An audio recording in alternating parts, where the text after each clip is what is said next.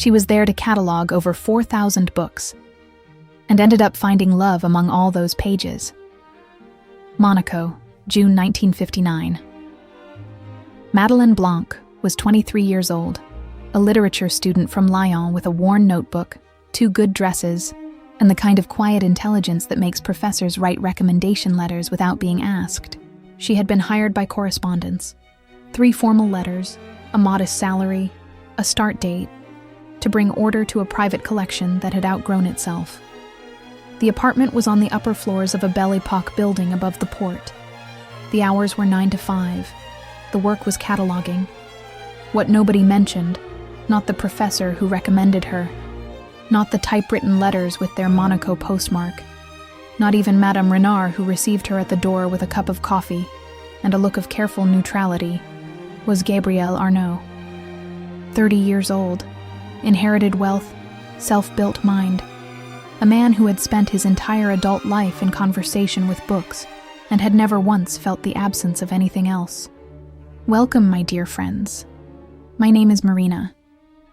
I am an amateur writer who has always been in love with art, with books, with history, and with the quiet way fiction allows us to step into lives that might have existed somewhere, sometime, under a different light. This channel was created as a small personal project where I try to bring those imagined lives a little closer to us. With the help of modern tools, I am able to illustrate the scenes you will see throughout these stories, using different styles of oil painting inspired by great artists from around the world, giving visual form to places and moments that would otherwise exist only in words. Today's story takes us to Monaco, in the summer of 1959. Before we begin, I would love to know where you are listening from, so feel free to leave a comment below and let me know. Now let's begin. Madeleine arrived at the building at 8:53. She had calculated the walk twice from her hotel and left herself what she believed to be a margin of dignity. The street above the port was already warm, the kind of early June warmth that did not press against the skin so much as settle around it. The building rose above the line of smaller facades with a composure that made comparison unnecessary. Pale stone, wrought iron balconies, tall windows that caught the morning light and held it. She checked the number once, then again. At 8:59, she rang. The door opened almost immediately, as if someone had been standing just inside with a watch in hand. The man who received her was older, though not fragile, with the upright posture of someone who had spent a lifetime understanding the value of discretion. Mademoiselle Blanc. It was not a question. Yes. He inclined his head slightly and stepped aside to allow her in. The entrance hall was cool and shadowed, the air carrying a faint scent of polish and coffee. There were no unnecessary objects. A small table, a mirror, a chair that looked as though it had always been there and would remain there long after everyone else had gone. Marcel, he said by way of introduction, already reaching for her coat, though she had not yet decided whether to remove it. He did not ask about her journey. He did not comment on the weather. He led her down the corridor with the quiet assurance of someone who did not need to explain where anything was, because everything was always where it ought to be. They passed a closed door, then another. Somewhere deeper in the apartment, a page turned. It was a small sound, soft, indistinct. But in the stillness of the place it carried with surprising clarity, as if the walls themselves had been arranged to permit it. Madeleine found herself listening for it again as they walked, and when it came a second time she felt, inexplicably, as though she had been introduced to someone without seeing their face. Marcel stopped at an open doorway. "This will be your principal place of work." She stepped past him and then stopped. The library was larger than she had expected, though not in a way that impressed itself through size alone. The shelves reached nearly to the ceiling, interrupted by 2 tall windows that looked out over the port. Morning light moved slowly across the spines, catching here on a worn edge, there on the faded gold of a title that had been handled too often to remain bright. They were not decorative. That was the first thing she understood. Some had been rebound. Others were cracked along the hinge. Several lay in horizontal stacks on the long table beneath the windows, marked with slips of paper, open to pages that suggested recent abandonment rather than neglect. Languages shifted without ceremony from shelf to shelf. French into English, into German, into Italian, and back again. Someone lived inside these books. She had the strange sensation of having entered a room that was, in some essential way, already occupied. "Your predecessor," Marcel said, with the careful neutrality of someone discussing a minor inconvenience, made certain attempts at classification. He gestured toward a narrow cabinet near the door. Inside, index cards had been arranged in a system that appeared to have begun alphabetically and then lost confidence in itself. Madeleine glanced at them briefly before looking back at the shelves. The page turned again. This time, she heard the footsteps that followed it. He appeared without ceremony, as if stepping out of a thought rather than another room. He was taller than she had expected, younger, perhaps, though the effect was difficult to separate from the way he held himself, as though the presence of another person were an interruption he had agreed to tolerate. Mademoiselle Blanc. His voice was even, educated without effort. "Madeleine," she said, and immediately wondered whether that had been an assumption. He took her hand briefly. His was warm. His grip was neither firm nor hesitant, merely sufficient. "Thank you for coming." He looked at her for a moment longer than politeness required, though not long enough to be remarked upon, and then released her hand as if the matter had been concluded. Marcel was already explaining the catalogue. By 5 o'clock, Madeleine had filled 6 pages of her notebook. She left at 5 o'clock exactly. That evening, walking back along the port toward her small hotel, she found that she could recall the arrangement of the east wall without effort. French philosophy beside Russian novels, interrupted by a sequence of art monographs that had no obvious reason to be there. She told herself she was already thinking in systems. She did not consider any other possibility. By Tuesday morning, Madeleine had begun dividing the room in her mind. Not by language.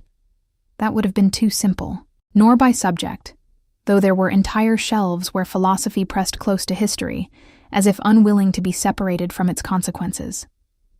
She worked instead with pencil lines in her notebook, marking the long table beneath the windows as a kind of temporary frontier between what had already been handled and what remained. The light changed slowly there. At 9, it came in pale and undecided through the glass. By 11, it settled across the lower shelves and made the dust visible in narrow, drifting bands that moved whenever a door opened somewhere else in the apartment. He passed through twice that morning. The first time she noticed only because the air seemed to alter slightly behind her, as if a window had been opened in another room. The second because he stopped long enough to move a volume from one stack to another without looking at her, as though completing a thought he had abandoned the day before. The books themselves revealed their habits gradually. A sequence of German essays from the early 30s, heavily underlined in pencil. A volume on Renaissance painting with a pressed ticket from a Florence exhibition used as a marker. 2 copies of the same Russian novel, one untouched, the other filled with narrow, marginal notes written in a hand that did not waste space.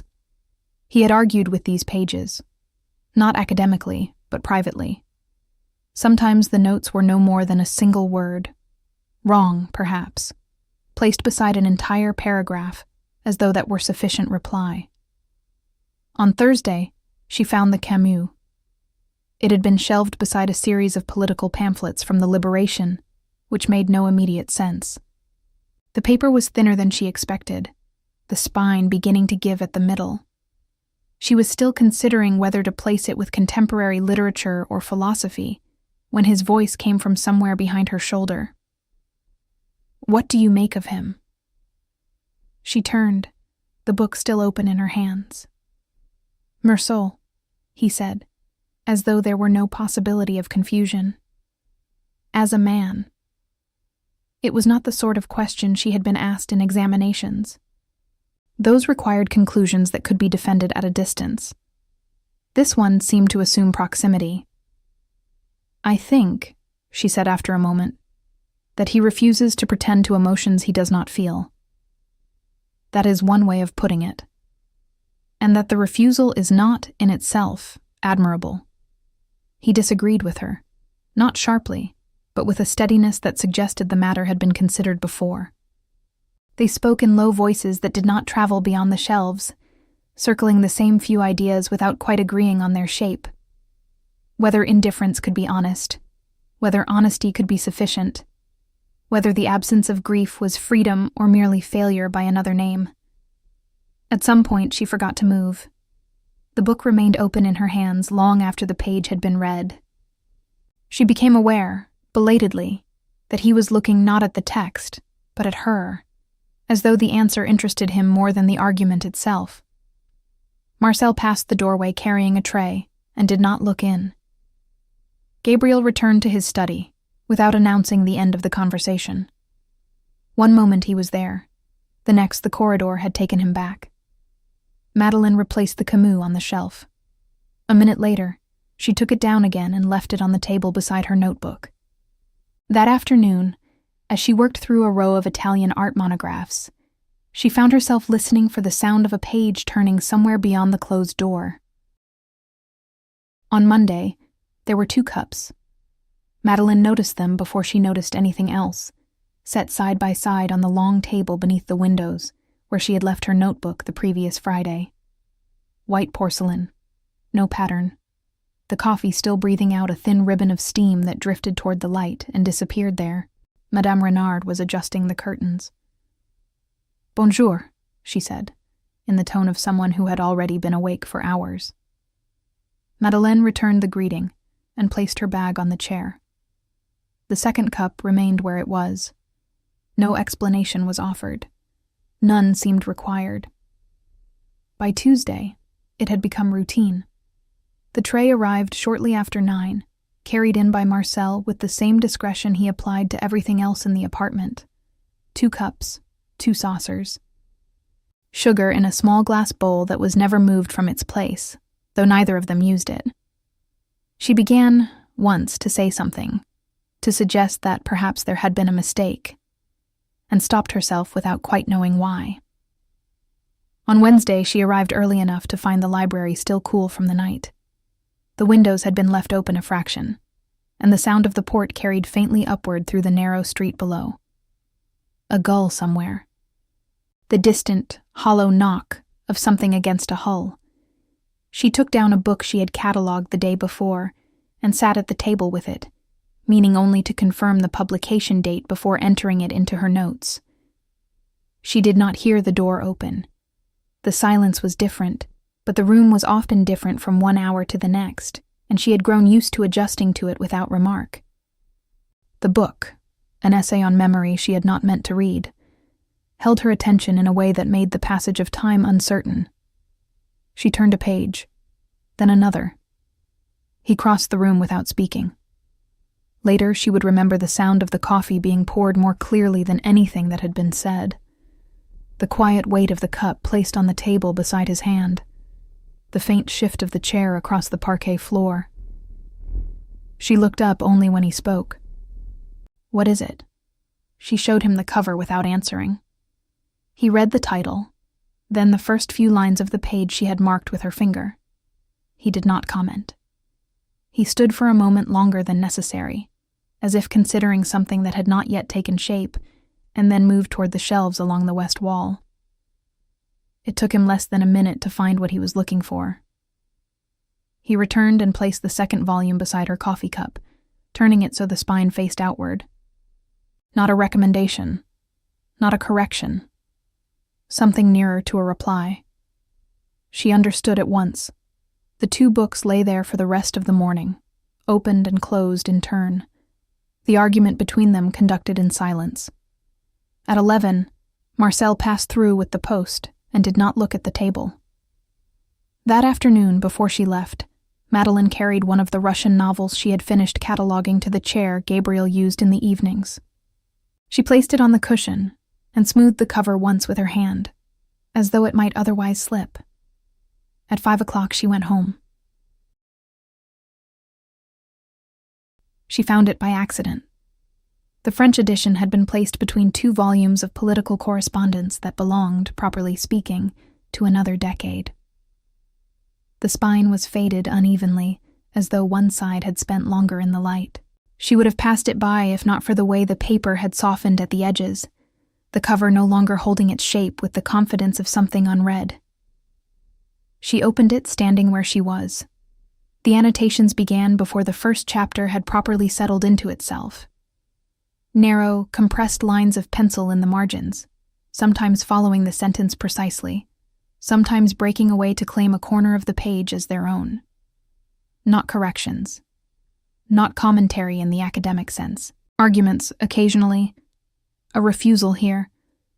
A question mark placed beside an entire paragraph as if the paragraph had asked too much. She turned another page. A single word beside Laura's first appearance. Underlined once, without emphasis. Further in, a line drawn beneath a passage describing the winter, and beside it something written so lightly she had to tilt the book toward the window to read it. It was the first time she felt she knew anything about him that had not been offered. She did not hear him enter. "Have you read it?" She closed the book more quickly than she meant to. "I have," she said, "some time ago. And now." He was looking at the place where her thumb had held the page. She considered whether to apologize and decided against it. "I had forgotten her," she said. "Lara." He sat without asking. The conversation that followed did not resemble the one about Camus. It did not circle. It did not test itself against definitions. They spoke of choices made too late, of loyalties that attached themselves to people rather than principles, of what it meant to remain when remaining solved nothing. Once, she began to say something and stopped, unsure whether she had meant to say it aloud. He did not ask her to finish. The light shifted across the floor. At some point, Marcel came in with the afternoon post and left again without interrupting them. The harbor sounds below grew more distant, as if the windows had been closed, though they had not moved from their chairs. She saw the time only when she reached for her notebook and found the shadows already touching the east wall. "I should have left," she said, standing too quickly. He was at the window when she gathered her things. "You may take it," he said, not turning. "If you wish." She carried the Pasternak back to her hotel in both hands, as though it might otherwise be misplaced. That night she read until the lines began to blur. When she reached the margin where he had written that single word, she stopped and held the pencil above the paper for a long time before answering it with one of her own. In the morning, she returned the book to the table with the note tucked between 2 pages that did not belong together. Later, passing through with a tray, Marcel saw Gabriel standing by the window with the volume open in his hands. He did not move on until the page had been read twice. If you're enjoying the story so far, please consider subscribing to the channel. She did not work on Saturdays. That had been made clear in the first letter. Hours, 9 to 5, Monday through Friday. The weekends were her own, though she had not yet decided what that meant in a place where everything seemed arranged for someone else's leisure. Still, by late morning she found herself in Monte Carlo. The streets near the casino held a different rhythm than the port below. The air carried tobacco and perfume and the faint metallic scent of sun-warmed railings. Cafe tables had been drawn out toward the pavement, their small round tops crowded with cups and folded newspapers. Men in light jackets stood in loose groups that parted and reformed without purpose. She had noticed the bookshop earlier in the week without meaning to. It occupied the narrow ground floor between a watchmaker and a tobacconist, its window arranged with a precision that suggested someone cared very much which titles faced the street.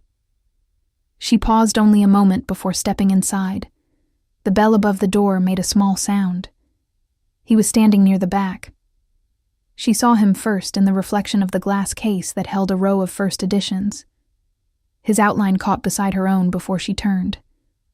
For a moment neither of them spoke.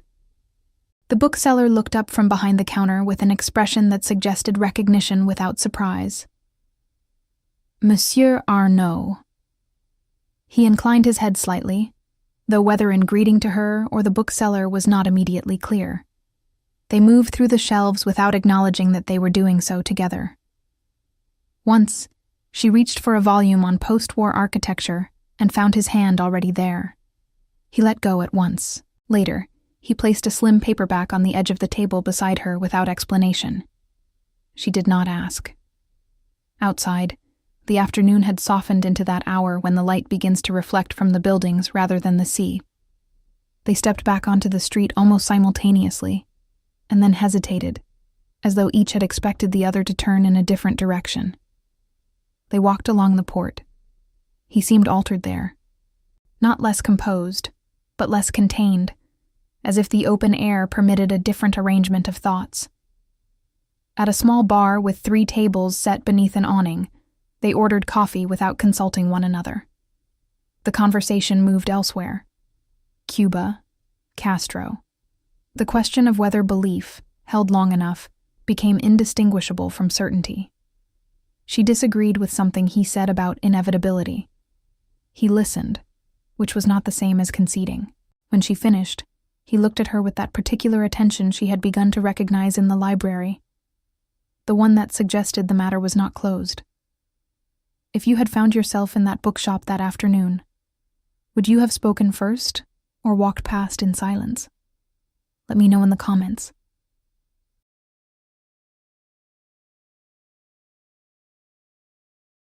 He asked her on a Tuesday morning, not abruptly, and not as though the idea had only just occurred to him. He waited until Marcel had left the tray on the table and withdrawn, until she had finished noting the publication date of a volume she had already handled twice. There is a cinema in Monte Carlo, he said, as if continuing a thought from the day before. They are showing Hiroshima Mon Amour this week. She looked up. I wondered, he added after a moment, whether you might care to attend. The question was placed between them with the same care he applied to everything else. No assumption. No insistence. Yes, she said. The theater was smaller than she had imagined.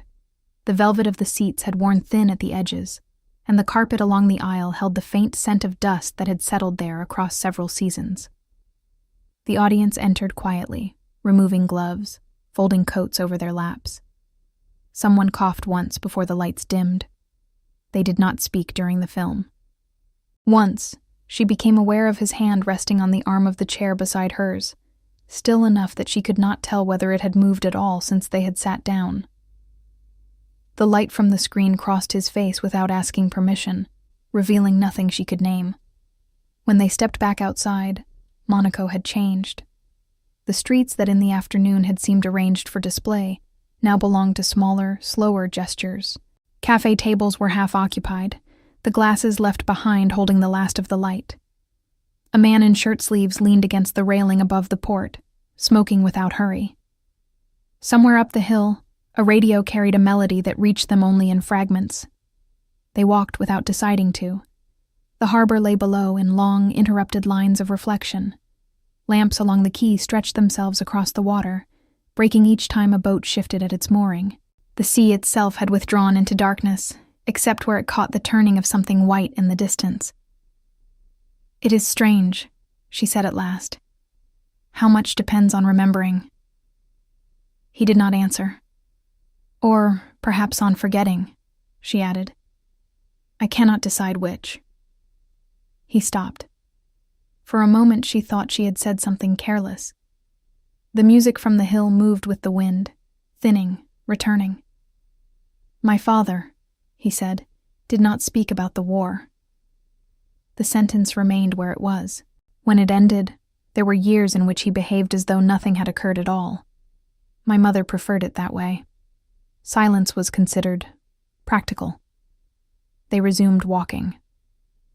I began reading seriously then, he said. It seemed to me that if no one intended to explain anything, I might attempt to do so myself. He did not look at her as he spoke. They reached the point where the street divided, one way rising toward the apartment, the other falling back toward the port and the small hotel that had become, temporarily, her own. They stood there longer than necessary. "Good night," he said. "Good night." Her room was dark when she returned. She did not turn on the lamp. She sat on the edge of the bed with her coat still on, listening to the distant sound of a car passing somewhere below. On Thursday evening, she wrote to Sophie. The hotel provided paper that was too heavy for casual correspondence and envelopes that required a small, deliberate effort to close. Madeleine sat at the narrow desk beneath the window, where the light lingered longest, before withdrawing toward the sea, and began with the journey. The train had been comfortable. Monaco was smaller than she expected. The apartment overlooked the port, which at certain hours resembled a painting, more than a place intended for ships. She described Marcel with care. His formality, the way he seemed to understand the needs of a room before they had been expressed.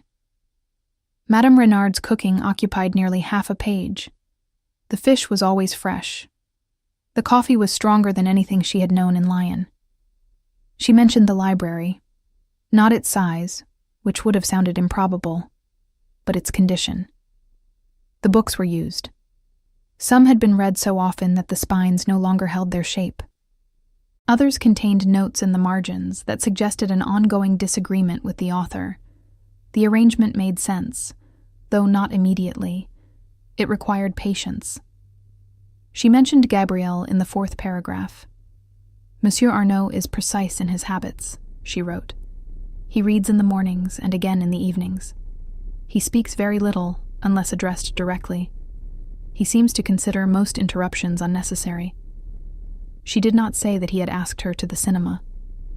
She did not mention the bookshop or the coffee that had followed without being suggested by either of them.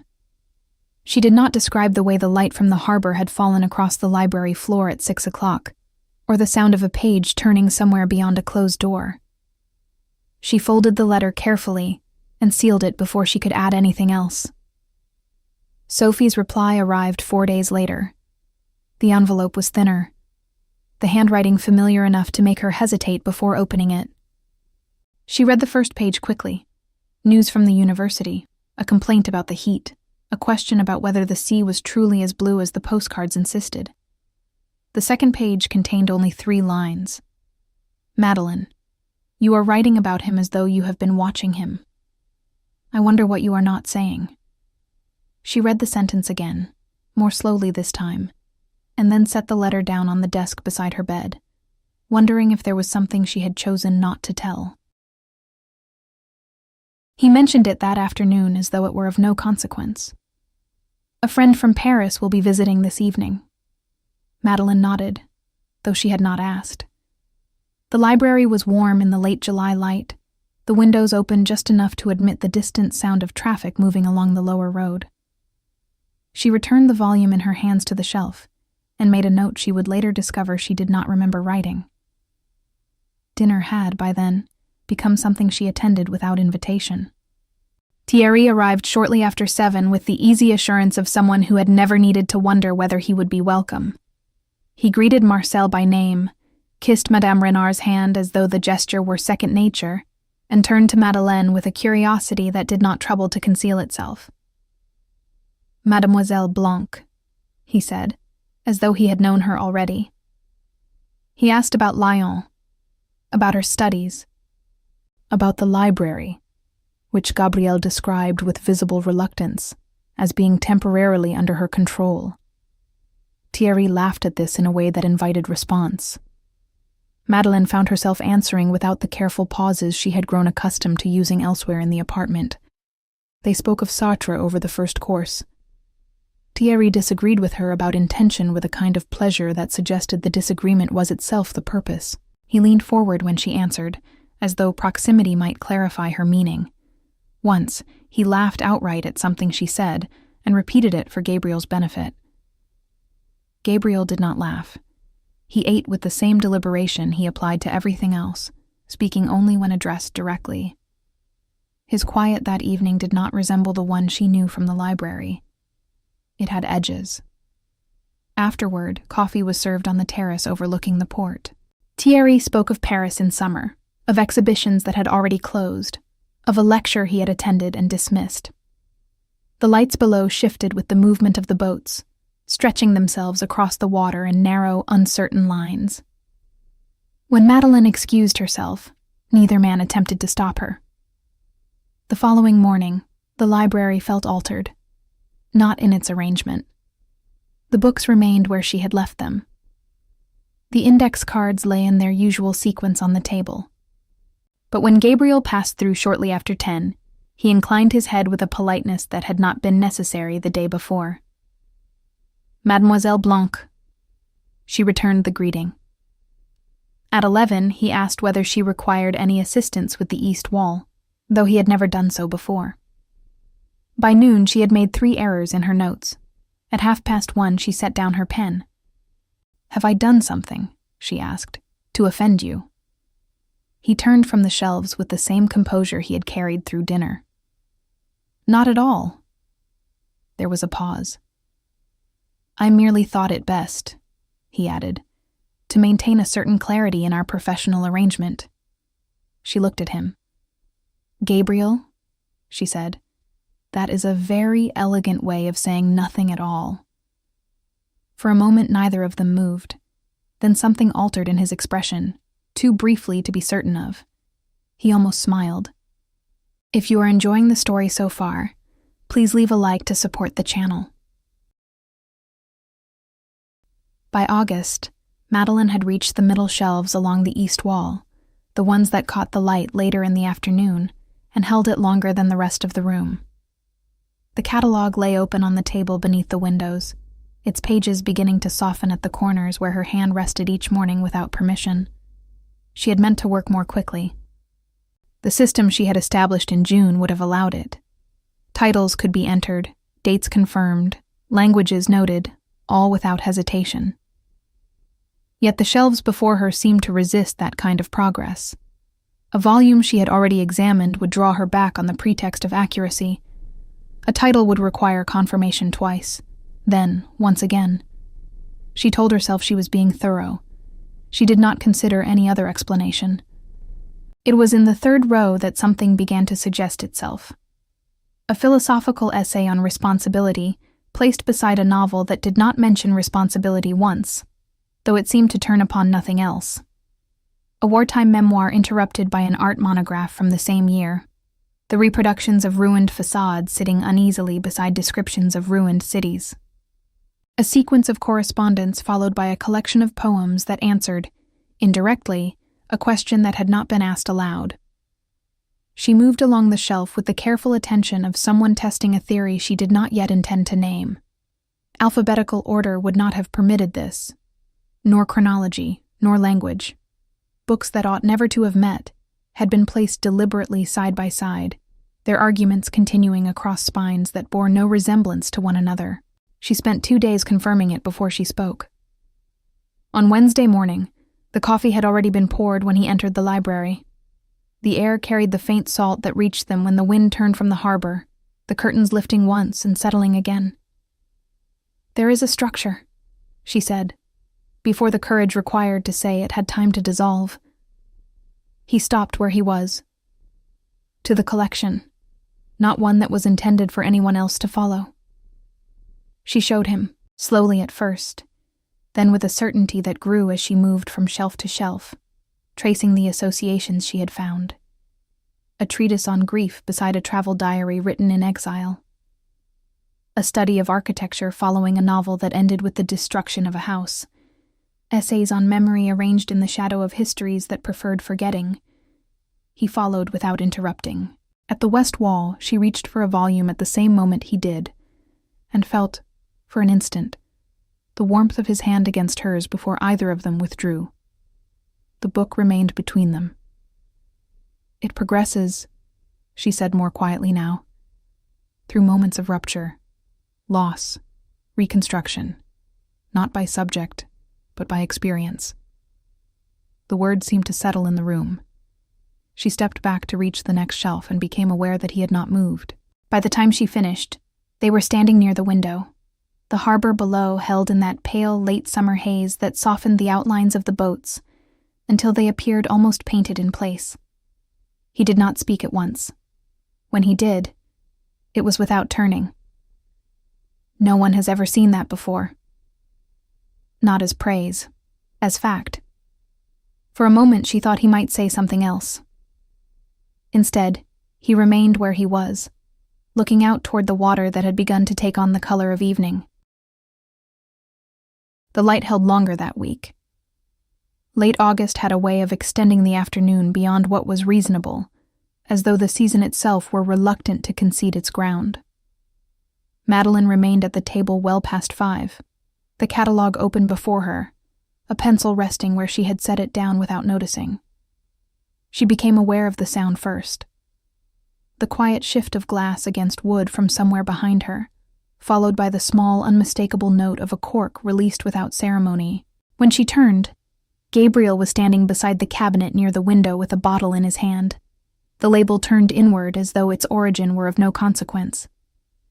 Marcel appeared a moment later with 2 glasses and did not ask whether they were required.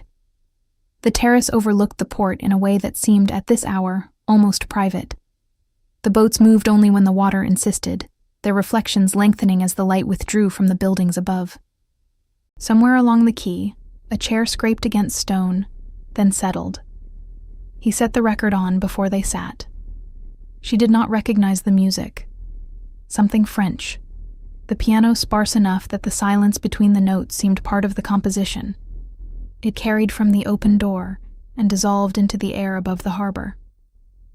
They spoke of Lyon at first, because it was easy, of the way the river changed color in autumn, of a painting she had once seen in a small gallery that she could not find again when she returned the following year. The conversation moved without effort from one thing to another, requiring no reference beyond the present. At some point, she noticed the sky had begun to lose its edge. The catalogue remained on the table inside, open to the same page she had left an hour before. It no longer seemed urgent to close it. Later, she found herself back in the library without recalling how she had come there, the chair beside the long table more comfortable than she remembered it being. The record had ended. The windows had been drawn in slightly against the night air. She meant only to rest her eyes.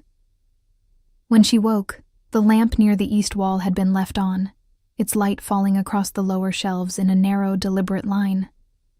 A blanket lay over her shoulders, tucked in at one side, as though placed by someone who preferred not to wake her. The apartment was quiet. For a moment, she did not know what time it was. It was Gabriel who mentioned it. He did not do so in passing, nor at the door, nor in the library where conversation had, by habit, grown informal in spite of itself. He asked, one morning shortly after 9, whether she would join him in the study when she had a moment. The room was as she had seen it only once before. A desk cleared with intention. A chair placed opposite that required no invitation to occupy. She remained standing until he indicated otherwise. "The catalogue," he said, "is nearly complete." "Yes." "You have been thorough." It was not praise, merely a conclusion. He folded his hands on the desk in front of him, as though arranging the remainder of the conversation with the same care. "As agreed, your position here was of a temporary nature. The collection has benefited considerably from your attention, and I am grateful for the seriousness with which you have approached the work." She inclined her head slightly.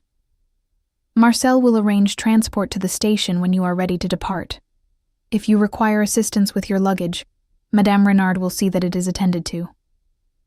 There was nothing in his voice that could not have been addressed to any other employee concluding any other contract. "I expect," he added after a moment, "that your return to Lyon will permit you to resume your studies without difficulty." "Yes." He did not rise. "I wish you well, Mademoiselle Blanc." She thanked him. When she returned to the library, the east wall remained unfinished. She worked until the light shifted across the floor, and the last index card had been placed where it belonged. The following morning, she did not come. Her suitcase had been packed before breakfast. There was very little to take with her. The 2 dresses she had brought in June, now folded with greater care than she remembered applying when she arrived. Her notebook. The letters from Sophie tied with a ribbon she found at the bottom of the drawer. The bill had been settled at the desk downstairs. The woman who had first given her the key in June wished her a pleasant journey without asking where she intended to go next.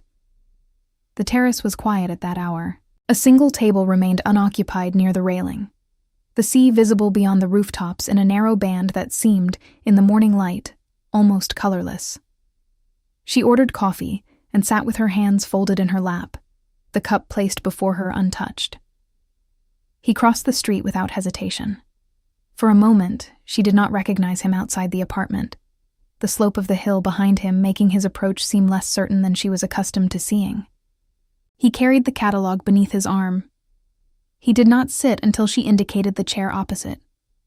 There was no greeting beyond her name.